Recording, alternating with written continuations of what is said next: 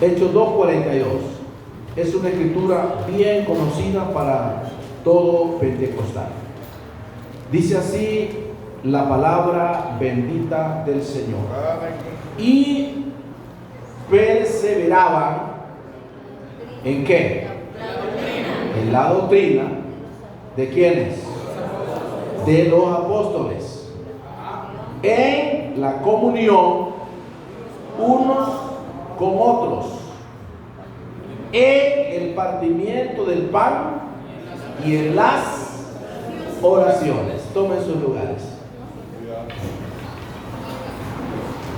Es importante, hermanos, quisiera hablarles en esta mañana acerca de una palabra que encontramos ahí: doctrina de los apóstoles. Todos sabemos y conocemos la Biblia. Usted agarra la Biblia y la gente le dice: ¿y qué es lo que lleva ahí? Es Biblia, es una Biblia. Pero dentro de este libro que se llama Biblia, hay tantas cosas que son no solamente importantes, sino indispensables para darnos cuenta de la necesidad que hay en servir a Dios. Por ejemplo, usted quiere decir o saber cómo ser salvo. ¿En qué libro lo va a buscar? Esa es una cosa importante. En la Biblia. No, pero ¿a dónde? La Biblia tiene tantas cosas. Tiene libros proféticos, tiene libros de poesía, tiene libros de historia, tiene el libro de la historia de la iglesia, tiene los proverbios, los salmos, tiene profecía, tiene tanto. Entonces, hermanos, cuando hablamos de salvación, diga conmigo: salvación. Usted notará que en los 4 evangelios Jesús nos enseñó lo que Él hizo para salvar la humanidad. Él nace, crece, hace milagros, muere y resucita. Todo eso está en los evangelios. Ya usted no puede decir: Señor, venga, haga algo por mí para salvarme. Él ya lo hizo. Y usted quiere saber qué hizo, solo lea los 4 evangelios: Mateo, Marcos, Lucas y Juan. Eso es lo que Jesús hizo. Pero la pregunta es: ¿qué tengo que hacer yo para ser salvo? Amén. Porque una cosa es lo que el Señor hizo y otra cosa es lo que yo tengo que hacer. ¿A dónde encuentro eso? No está en Proverbios, no está en los Salmos, está en el libro de los Hechos de los Apóstoles. Usted no tiene que leer toda la Biblia para ser salvo, porque algunos no nos salvaríamos. Lo que nosotros tenemos que hacer para ser salvos está en el libro de los Hechos. Por eso se llama Hechos, Hechos de los Apóstoles. En este libro nosotros encontramos cómo nació la iglesia. Encontramos con cuántos creyentes comenzó la iglesia. Encontramos, hermano, a dónde nació la iglesia. Y encontramos cómo vivió la iglesia. ¿A dónde nació? En la ciudad de Jerusalén. ¿En qué casa? En un lugar que se llama el Aposento Alto. ¿Con cuántos creyentes? Con 120 creyentes. Hechos 1, 13 al 15. Así comenzó la iglesia. Es decir que la asistencia de esa iglesia era poco menos que la asistencia que tenemos hoy esta mañana. 120. Y aquellos miles que anduvieron allá en los evangelios, no, esos anduvieron comiendo. Esa gente andaba detrás del Señor por ver si lo sanaba, si recibía milagros del Señor, si les daba de comer, les daba de beber. Pero cuando el Señor se va a los cielos, ¿qué se hicieron? Amén. ¿Qué se hicieron? Oh, eran 5,000 de la iglesia. Esa no era la iglesia. La iglesia comenzó con 120 personas. Con 120. Entonces ellos, dice la palabra, y perseveraban en la doctrina. Una madre le dijo a su hijo: hijo, este domingo el pastor va a enseñar una serie de doctrina. Y el hijo le hizo: qué aburrido. Doctrina, qué aburrido. Porque, hermanos, a veces la doctrina a algunos que ya saben mucho les cansa, les aburre. Si yo le digo, hoy les voy a hablar del bautismo en el nombre del Señor Jesucristo, algunos van a decir como dijo ese niño: qué aburrido. Doctrina. Entonces, hermano, es importante saber qué es doctrina. Primero, ¿qué es doctrina? Doctrina es enseñanza. ¿Usted quiere que una iglesia sea sólida? Tiene que ser enseñada. Si usted aprende solo a cantar, pero nunca sabe la enseñanza, entonces va a tener dificultades a la hora cuando dice la Biblia que se amontonarán maestros enseñando diferentes doctrinas hasta de demonios. Hay doctrinas de demonios. Doctrina es instrucción. Cuando decimos la doctrina apostólica, y me van preparando otro micrófono porque este ya se está terminando. Doctrina apostólica, cuando usted le dice, ¿usted cree en la doctrina apostólica? ¿Usted qué responde? Sí. Entonces viene la otra pregunta: ¿qué es doctrina apostólica? Gracias, hermano. Hermano Dulce la tiene bien enseñada.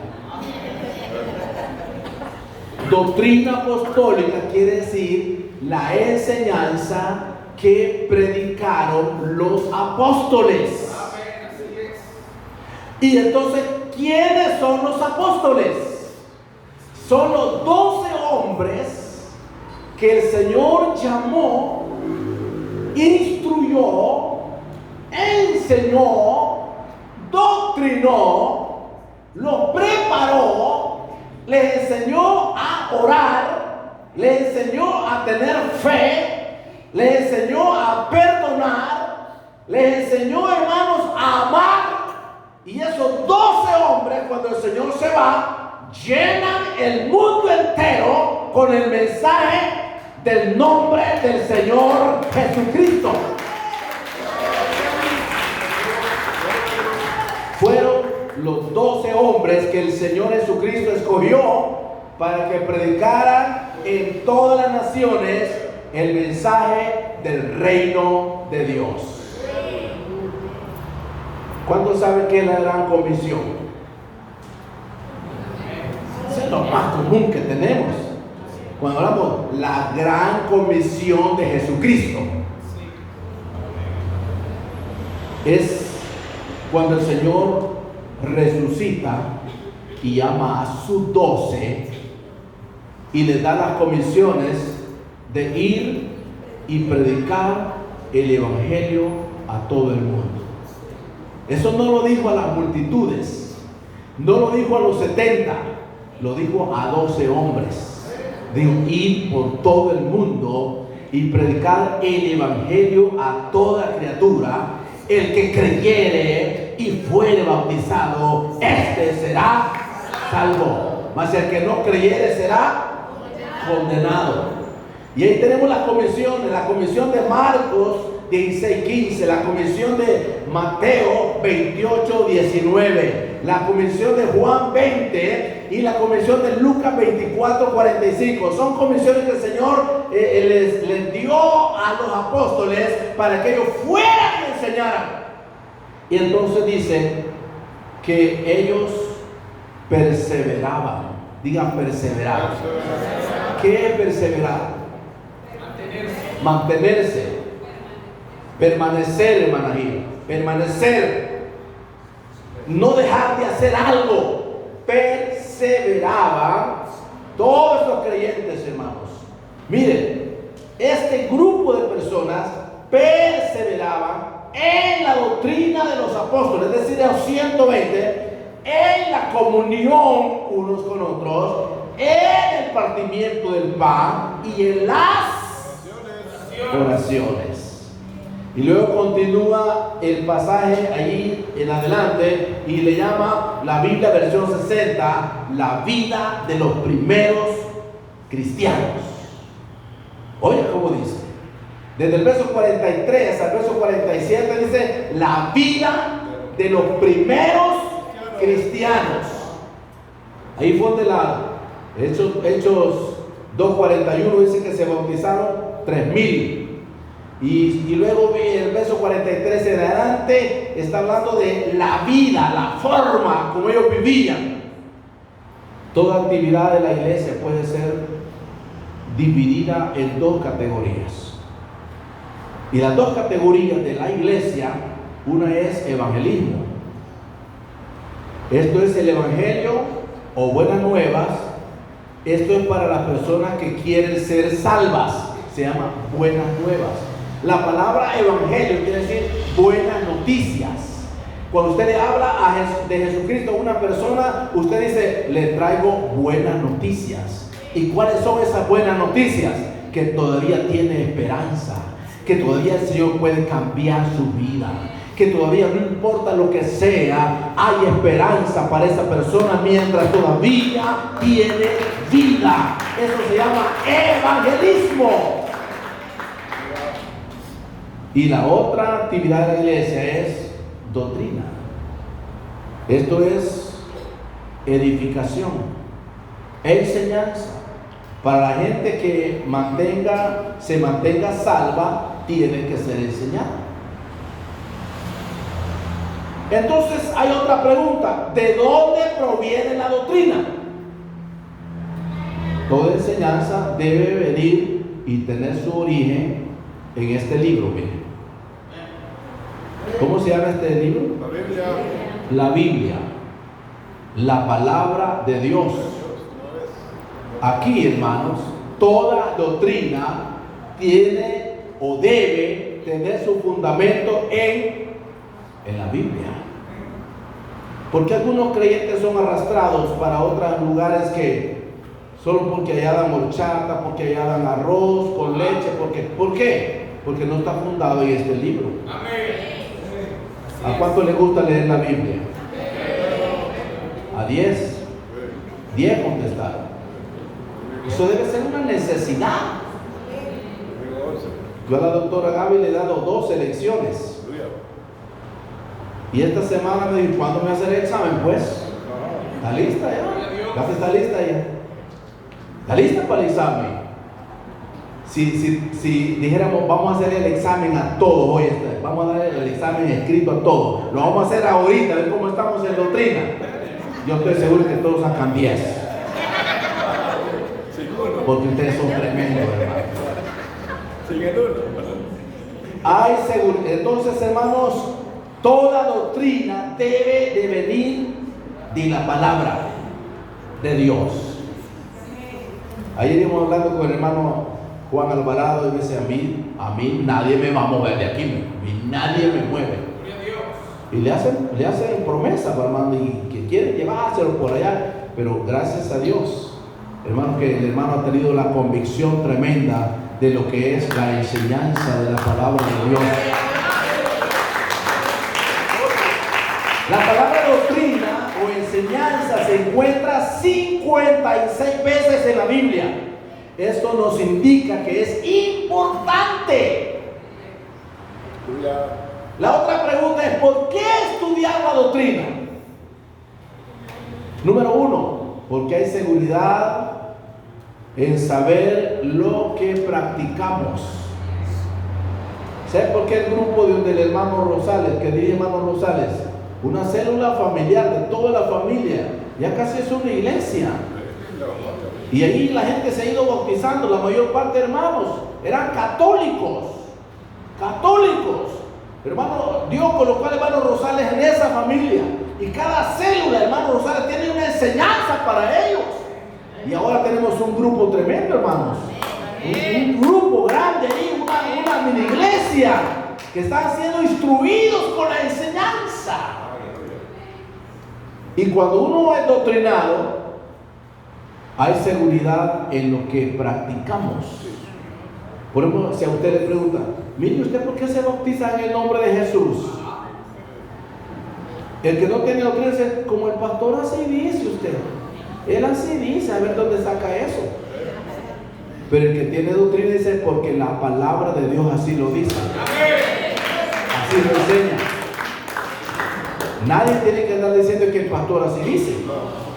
Porque hay gente que se cree, no, es que el pastor así dice. No es que el pastor diga, la palabra de Dios así dice. ¿Por qué creemos que Jesús es Dios?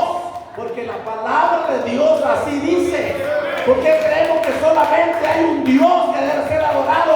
Porque así dice la palabra. ¿Por qué creemos que el mismo Jehová es el mismo Jesucristo del Antiguo Testamento? Porque así dice la palabra. Gloria a Dios. Lo creemos, hermano, porque la Biblia así lo dice.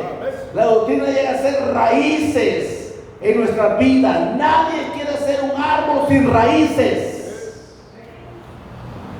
Quizá para algunos la doctrina es como demasiado conocida o demasiado aburrida, pero es necesaria. Yo creo que los filipenses era una iglesia que quizás dijeron, Pablo siempre con lo mismo. Pablo siempre con lo mismo.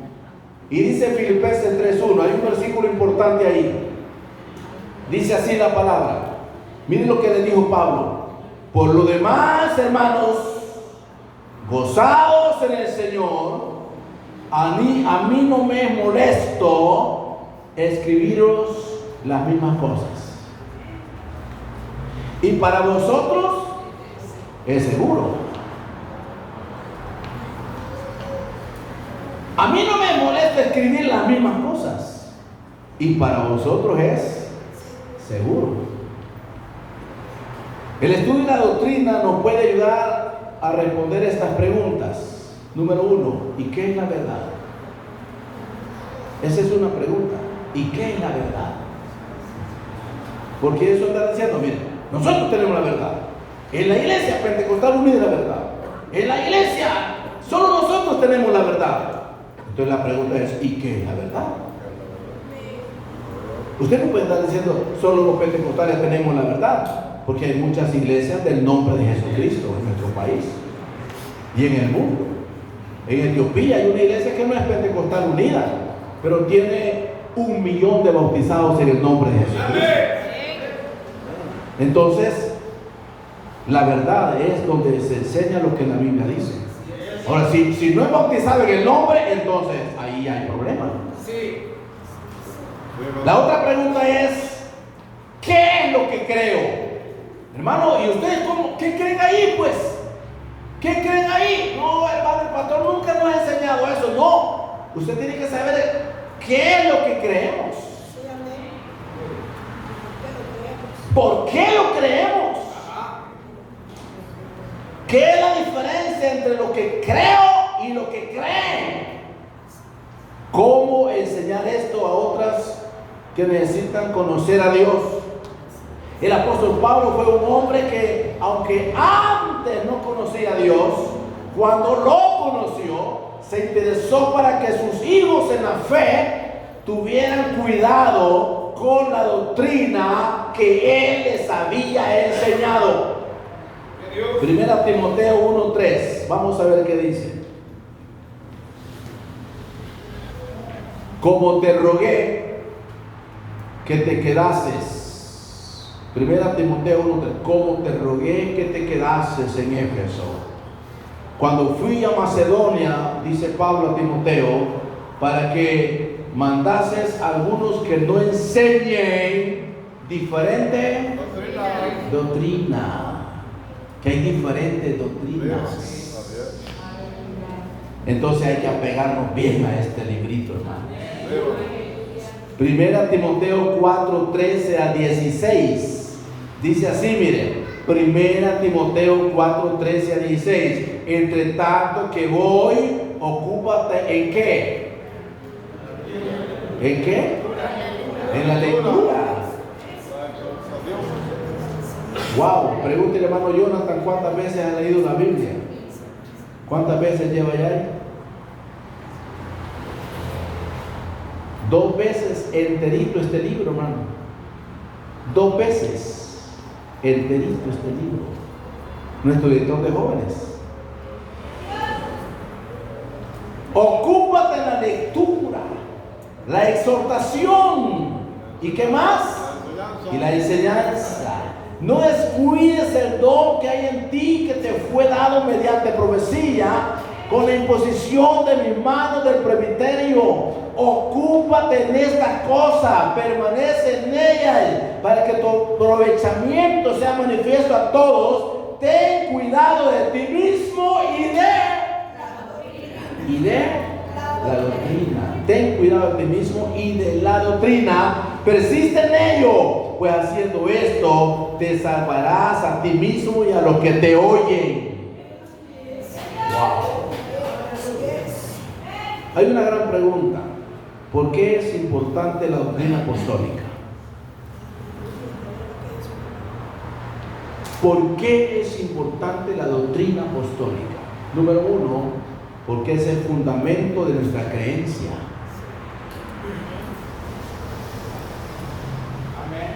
Número 2, son las raíces de nuestra enseñanza, de nuestra iglesia. Son las raíces.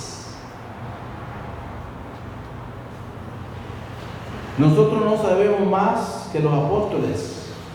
El Señor instruyó a los apóstoles y nosotros no sabemos más que ellos, pero aprendemos de ellos. La doctrina es tan necesaria como el agua para los peces, como el motor para su vehículo. Usted puede tener un carro de lujo, de los últimos modelos, pero quítele el motor y todo lo demás no sirve. ¿Enseñamos la doctrina a nuestros hijos? Una gran pregunta. ¿Sabe que los niños están aprendiendo doctrina de arriba? Hay niños que usted les va a preguntar un versículo del bautismo y ellos se lo dicen de memoria. Ya lo vamos a escuchar aquí. Porque si nosotros no estamos enseñando doctrina a nuestra juventud, a nuestros hijos, en 20 años nadie va a creer en el bautismo en el nombre de Jesús. En 20 años nadie va a creer que hay un Dios todopoderoso. En un Dios de único, nadie va a creerlo. Porque uno enseña tantas cosas, pero menos la enseñanza apostólica. Voy a terminar. Solo tengo 5 minutos. Por medio de esta enseñanza aprendemos 3 cosas. Número 1, carácter. ¿Qué carácter? Esto es lo que somos. Cuando uno dice, yo soy pentecostal desde los pies hasta la cabeza. Wow, eso es lo que somos. ¿Qué más aprendemos? Conducta. Esto es lo que hacemos. ¿Y qué más aprendemos? Destino. Esto es a donde vamos. Entonces, por medio de la enseñanza, aprendemos a ser creyentes de carácter. Con conducta buena. Que nadie lo ande juzgando que y ese creyente. No, hombre, no, ese no es creyente. No. destino, ese lugar que Dios ha preparado para su amada iglesia. Y termino, el libro de Hechos nos enseña tres cosas importantes. Número uno, doctrina apostólica. Número dos, la unidad apostólica. Y número tres, el avivamiento apostólico. Tres cosas: la doctrina apostólica, la unidad apostólica y el avivamiento apostólico. Vamos a ponernos en pie.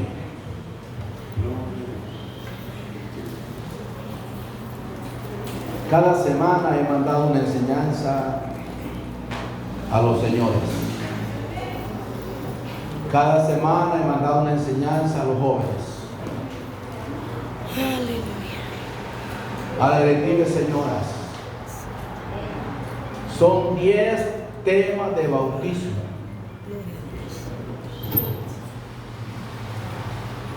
No sé si usted le ha puesto un poco de interés y ¿cuánto tiempo tengo que esperar para ser bautizado? ¿Quiénes bautizaron en el nombre del Señor Jesucristo? Preguntas de examen. Los judíos, los samaritanos, los gentiles, los de Éfeso. O es que cayó el WhatsApp y ya aburre esta doctrina otra vez. Como dijo el niño, ¿verdad? Otra vez doctrina. Pero esa es la que nos hace sólidos. Solo termino diciéndole que una iglesia sin doctrina, un creyente sin doctrina, es como un cuerpo sin esqueleto. Piense un momento cómo sería mi lindo cuerpo sin esqueleto. Una bola de carne. Quítele lo lindo. Mejor.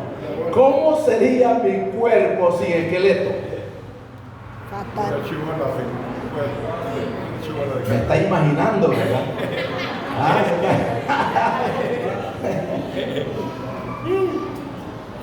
Mejor, ¿cómo sería usted sin esqueleto? Horrible. En vez de yo, ¿cómo sería usted sin esqueleto? Horrible. Si sería de medicina, pues aquí la doctora le puede explicar cómo sería un cuerpo sin esqueleto. Un gusano. Así es. Una bola de carne así, con unos ojitos allá enfrente, así. Un gusano. Puro cangrejito. Así es una iglesia sin doctrina. Un gusano. La doctrina es lo que nos hace estables, la que nos hace sólidos, la que nos da convicción, la que usted va a mantener la creencia en lo que usted ha aprendido, que nada ni nadie lo va a mover de lo que usted cree. Esa es doctrina. Vamos a cantarle al Señor un coro.